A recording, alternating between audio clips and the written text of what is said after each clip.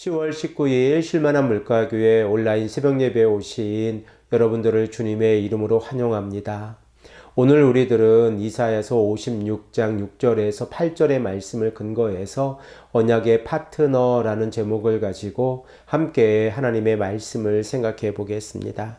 하나님께서는 이방인들과 고자들이 하나님의 정의를 행하고 의를 지키기 위해서 그들의 삶 가운데에서 안식일을 거룩하게 지키고 하나님의 말씀에 순종하는 삶을 살아간다고 하면 하나님께서는 그들의 삶이 언약으로부터 끊어지지 아니하겠다라고 약속해 주십니다. 그러면 이방인들의 삶은 구체적으로 어떻게 변화되어져 있습니까? 우리 다 함께 본문 6절의 말씀을 한 목소리로 읽겠습니다. 또 여호와와 연합하여 그를 섬기며 여호와의 이름을 사랑하며 그의 종이 되며 안식일을 지켜 더럽히지 아니하며 나의 언약을 굳게 지키는 이방인마다. 하나님께서는 이방인들에게 연합을 강조하고 계십니다. 우리들이 신약 성경을 통하여 예수 그리스도와 연합하는 것이 세례라고 하는 것을 잘 알고 있듯이 구약의 시대에서는 하나님과 연합을 하는 것은 언약의 백성들이 되어지는 것입니다. 그러므로 언약의 백성들이 하나님을 섬기고 하나님을 사랑하며 그들이 하나님의 종이 되어져서 안식일을 거룩하게 지킨다고 하면 이러한 삶을 살아가는 이방인들도 하나님의 언약의 백성이 되어진다고 하는 사실을 우리가 깨닫게 되어집니다. 특별히 우리들은 하나님을 사랑하다라고 하는 이 히브리어 동사 아하부가 어떠한 의미를 가지고 있는지를 생각을 해보길 원하는데, 하나님을 사랑하는 모습은 결과적으로 여호와 하나님께서 원하시는 삶을 살아가는 것입니다. 그러면 우리들은 사랑하다라고 하는 이 의미에서 어떻게 이 단어가 하나님의 언약의 파트너라고 하는 오에브라고 하는 단어로 바뀌었는지를 생각을 해보기를 원합니다. 사랑하다라고 하는 히브리어 동사의 명사형은 오에브인데 이 단어의 의미는 사랑이라고 하는 명사가 아니라 언약의 파트너라고 하는 명사의 의미를 가지고 있습니다. 그러므로 여호와 하나님께서 이스라엘의 백성들뿐만 아니라 이방인들 가운데에서도 그들의 삶 가운데에서 하나님의 말씀에 순종하고 그리고 또 하나님의 의와 정의를 지키고 안식일을 거룩하게 지켜 행하는 이 삶을 살아가는 자들마다 하나님께서 언약의 파트너로 삼아 주신다고 하는 사실입니다.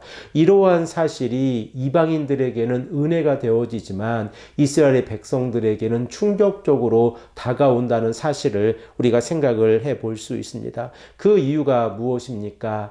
이방인들이 하나님의 은혜를 경험하고 있었을 때에 이스라엘의 백성들은 자신들의 선민 사상을 강조하고 있었기 때문에 그렇습니다. 그러므로 이스라엘의 백성들이 하나님의 선민이라는 이 사실만을 가지고 하나님의 말씀 앞에서 순종하지 아니하고 그들이 형식적으로 하나님 앞에서 예배를 드리는 삶을 살아간다고 하면 그들은 언약의 파트너가 아니라 언약의 파괴자의 삶을 살아가게 되어진다는 사실 또한 깨닫게 되어집니다. 그러면 이렇게 언약의 파트너가 되어진 이방인들은 어떠한 복을 받게 되어집니까?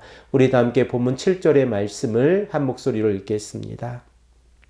내가 곧 그들을 나의 성산으로 인도하여 기도하는 내 집에서 그들을 기쁘게 할 것이며 그들의 번제와 희생을 나의 제단에서 기꺼이 받게 드리니 이는 내 집은 만민이 기도하는 집이라 일컬음이 될 것임이라. 하나님의 말씀에 순종하는 이방인들에게 하나님께서 주시는 복을 우리가 생각을 해 보길 원하는데, 그 첫 번째는 이방인들이 하나님의 성산에서 하나님과 함께 할 수 있다는 사실입니다. 그리고 두 번째로 이방인들은 하나님의 성전에서 즐거워하며 하나님께 기도할 수 있다고 하는 사실입니다. 우리가 기도라고 하는 것이 하나님과 소통하는 것으로 잘 알고 있듯이 이방인들이 이방인들이 하나님을 사랑하고 섬기며 나아갈 때에 그들이 하나님의 성산에서 하나님과 기도하고 있다고 하면 그들은 하나님의 말씀에 순종하고 그 말씀에 따라서 살아가는 삶을 살아가고 있는 것입니다. 그러므로 이방인들이 하나님 앞에서 번제물과 희생 제물을 드렸을 때에 하나님께서는 그 제물을 기뻐 받아주시겠다라고 말씀하고 계십니다. 우리들은 이사야서 1장 13절의 상반절이 어떻게 시작되는지를 잘 알고 있습니다. 헛된 제물을 다시 가져오지 말라. 분향은 내가 가증히 여기는 바요.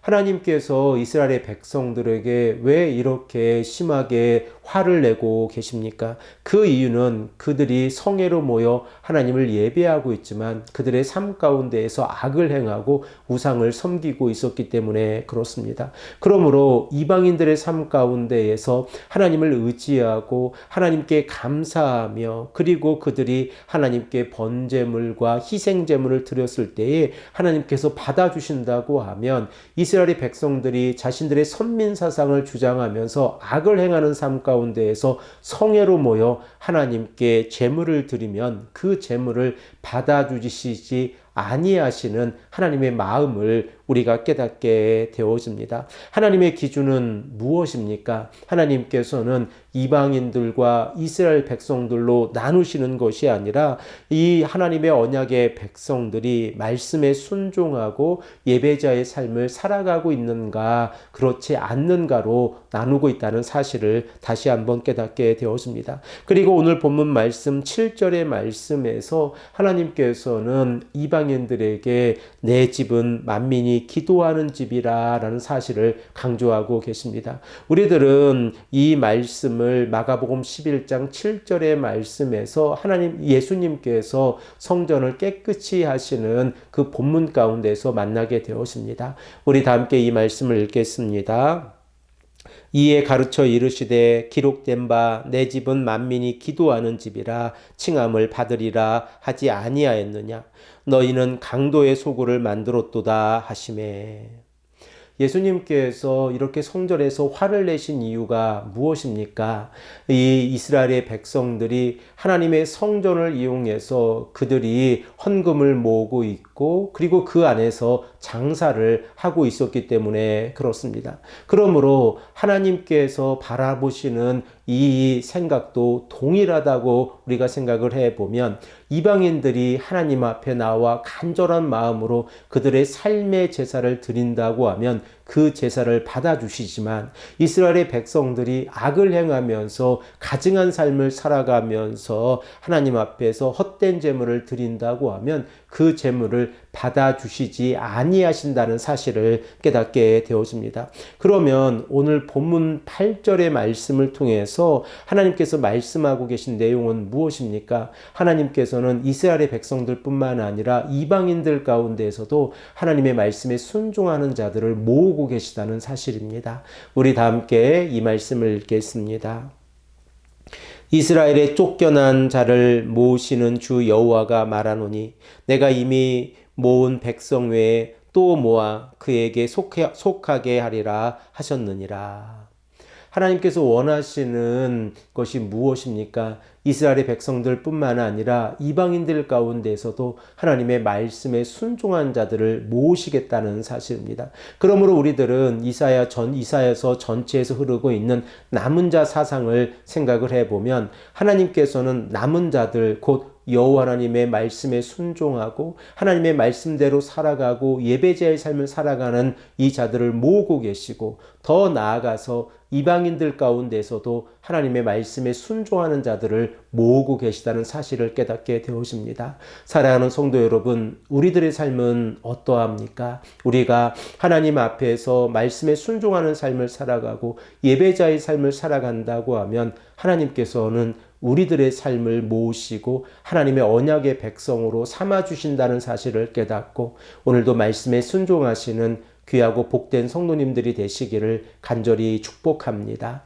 함께 기도드리겠습니다.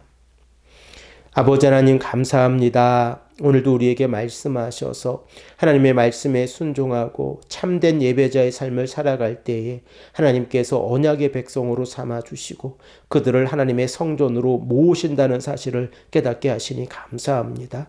아버지 하나님, 우리들의 삶이 언약의 파트너가 되게 하시고 말씀에 따라 우리가 살아갈 수 있도록 인도하여 주시옵소서.